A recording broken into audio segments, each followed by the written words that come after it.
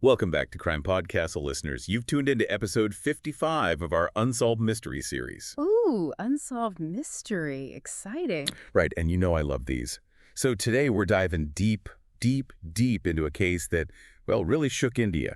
The death of Rohit Shekhar Tiwari. I've heard of this one. It's got it all, right? Yeah, powerful family, a fight for, well, recognition, a really sudden marriage, and then, of course, a death that, well, no one can quite figure out. Mystery intrigue. That's what we're here for. Exactly. So let's start, I guess, at the beginning. Rohit, he was born into, well, privilege. His father, indeed, Tiwari, he was huge in Indian politics. Big name, yeah. But for Rohit, life wasn't exactly a walk in the park, was it? Nope, not at all. He actually had to fight publicly and for years just to prove who his father was, like legally. A paternity case. Wow. That must have been rough. Publicly, too. I can't imagine. I mean, that's personal family stuff. Yeah. And the whole world's watching. It wasn't until 2014 DNA testing that it was settled, finally confirmed. Must have been a weight off his shoulders, you'd think. You'd hope so, right? It makes you wonder, though, what that kind of battle does to a person. Psychologically, yeah, I bet. So here he is, legal background, powerful connections. You'd think politics, right? Following in Dad's footsteps. Seemed like the obvious path. But nope. He kind of shied away from it all. Married Apoorva Shukla, lawyer, Supreme Court, 2018. Maybe looking for something different. Fresh start. Away from the political spotlight. Yeah. Makes sense to me. From what I've read, Rohit was charming, smart guy, but maybe a little vulnerable too. Makes you wonder what he really wanted, huh? So we've got this picture, a guy, complex family, trying to build his own life. Then April 2019, bam, everything changes. What happened? Found dead in his Delhi home. At first, seemed like, well, heart attack. Open and shut. Sad, but yeah, those things happen. Except the autopsy. Turns out, not a heart attack at all. Yeah. Strangulation, and, get this, smothering too. Hold on, so not natural causes. This is murder. Homicide. Turns that sad story into something a lot darker. Suddenly, everyone's a suspect. Especially those closest to him, right? The investigation, it zeroes in on that inner circle right away. Had to. I mean, who else? And guess what?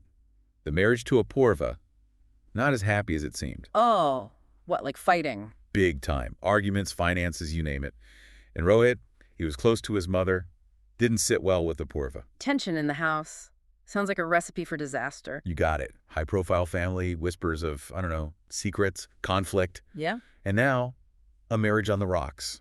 Pressure cooker about to blow. Okay, I'm hooked. What happened next? They checked the CCTV, the footage from that night. No one, no outsiders at all coming onto the property. So it had to be someone inside the house. Exactly. And that's when things take a turn. A big one. Apoorva confesses. Says she smothered Rohit pillow during a fight. Whoa, hold on. A confession? Just like that? Seems crazy, right? But the autopsy backs it up. Marks on Rohit's neck, face. There's a struggle. Okay, confession, evidence. Case closed. Well, that's what you'd think. But with these things, it's rarely that simple. Was this, a crime of passion in the heat of the moment? Or is there something more going on here? We need to dig deeper. Yeah, crime of passion. That's what it looks like, right? But no, but There's something about it. I know, right? It's like there's got to be more to it. So the investigation, where they go from there? With a confession, you'd think, boom, done. Well, in India, confession's not enough. You got to prove it beyond a reasonable doubt. The prosecution, they can't just, wave the confession around and call it a day, especially with this case. Right. There could be circumstances, pressure, something like that. Did the defense, did they try to, throw the confession out? Absolutely. They said it was coerced. Apoorva, under pressure, not thinking straight, vulnerable, didn't really get what she was saying. Classic move. Happens all the time, right? Yeah. But tough to prove. Did they have any proof of this pressure? Well, Apoorva, she retracted the confession. Not long after, she said, nope, police pressured me, didn't understand. Raises some eyebrows, right? Big time. So you've got this back and forth. Prosecution saying, see, she admitted it. Defense saying, hold on, not so fast, like a tug-of-war legal style. Exactly. What about other evidence, though? Anything else pointing to Apoorva? Right, good point. So the prosecution, they brought in witnesses, people who knew Rohit and Apoorva, and they didn't paint a pretty picture. Arguments, resentment, just bad vibes. Trying to show a pattern, huh? Like this was bound to happen. That's it. But couldn't that same thing, the bad relationship, also help Apoorva? Like, hey, it was a moment of passion, things got out of hand. Oh, for sure. Two sides to every coin. And the defense, they jumped on that. Apoorva, the victim, toxic relationship, pushed to the edge. Years of it, they said. Abuse, manipulation drove her to do it. Wow. So now we got two stories, completely different. One, Apoorva is this cold-blooded killer. The other, she's like trapped, desperate. Did they have proof, though, of the abuse, I mean? Witnesses again. This time, they talked about Rohit. Controlling, jealous, cheating on her. Tried to isolate her, cut her off from everyone. Painted him as the bad guy. Man, this just gets more and more tangled. So the jury, what did they think? Who did they believe? They were out for days, deliberating, Tough decision, had to weigh it all. Was it murder, planned and deliberate, or this awful, tragic accident? It's crazy, right? Like a story, everyone's trying to write their own ending. Yeah. And the jury, they have to pick which one they believe. So after all that time, what happened? What was the verdict? Guilty.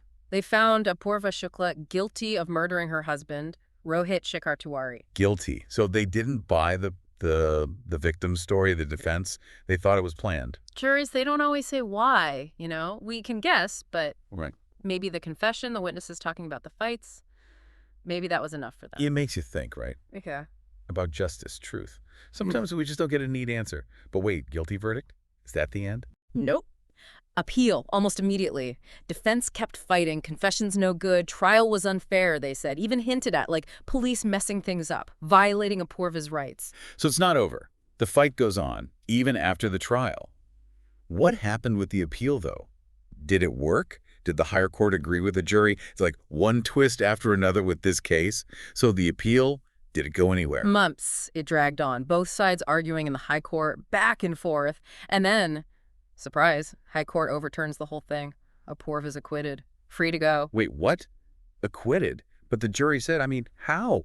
Why would they do that? High court, they looked at everything, all the evidence, all the arguments, and they decided, nope, not enough to prove she did it. Beyond a reasonable doubt, remember. Witnesses, they weren't so sure about them anymore. Conflicting stories, maybe. And that confession, they really focused on that. The pressure, Apoorva taking it back later. So, even though she confessed, she walks. Must have been people who were not happy about that. Oh, yeah, big time. Public was divided, Some people, they thought justice wasn't served. She got away with murder. Others, they said, hey, that's how it works. Innocent until proven guilty, right? Makes you think, the system, it's not perfect. Sometimes, maybe we never really know what happened. Like with this case, we've got all these pieces, but the full picture, it's still fuzzy. That's the thing with mysteries, right? We want answers. We want the truth. But sometimes it's just out of reach. This one especially, right? All the different stories, the motives, the family drama. Truth's in there somewhere, but hard to find. What about the family, though? Rohit's family. Did this, change things for them? Or even, I don't know, for India? Oh, this case was huge. Everyone was talking about it. It showed, I guess, what's really going on behind closed doors, even in powerful families, all the fights, the secrets, the expectations. Yeah, like money and power doesn't mean you don't have problems. Big problems sometimes. Exactly. And the fact that it's still unsolved, that just made people more obsessed with it, trying to figure it out, Every little detail, every theory. Like a warning, maybe? Relationships, how easily they can go wrong, fights that turn deadly. And sometimes even the law, it can't give us all the answers. So, Rohit, how do people remember him? Besides, how he died. It's complicated, right? He was this fighter, had to prove who he was, belonged in that family, and he was smart, charming, wanted to do something with his life, something his own. But there was a dark side too, huh? The things he went through, how it all ended. It's kind of a reminder, I guess.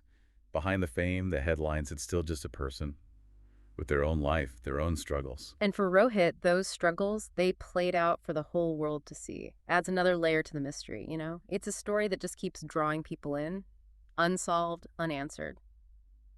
People want closure, I think. Well, listeners, we've gone deep on this one.